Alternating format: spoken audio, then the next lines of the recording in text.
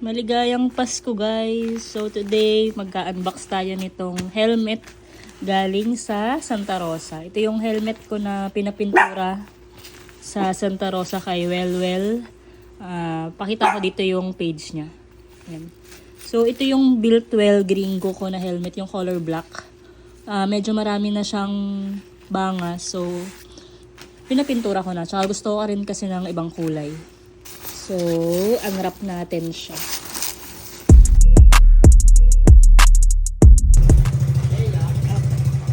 Teka, may Shopee.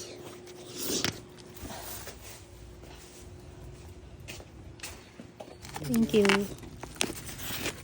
Ang ganda ng pagka-purple. Parang purple galaxy na medyo dark siya. Diba? 600 lang papintura sa kanya ng helmet. Tapos parang 500 lang pag plain colors like black, ganyan, white, or mga basic colors.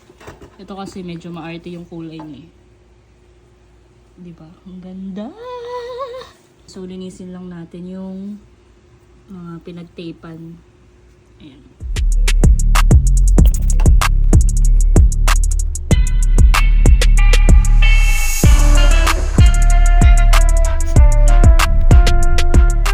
Feeling ko ito na yung visor.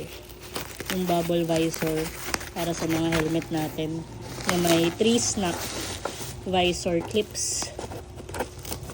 Ayun, so ito itsura niya pag nakakabit na, katataas yung ganyan. Ayos din. Kasi parang bulky. Parang taba-taba.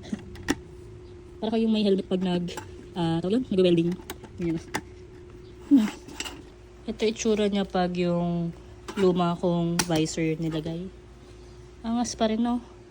Violet at black. Maangas talaga.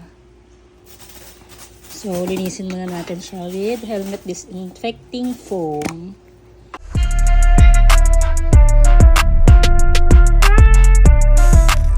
Sa susunod na video, pag-usapan naman natin tong mga retro look na helmet ko. Ayan. So, bye-bye yan. Thank you guys.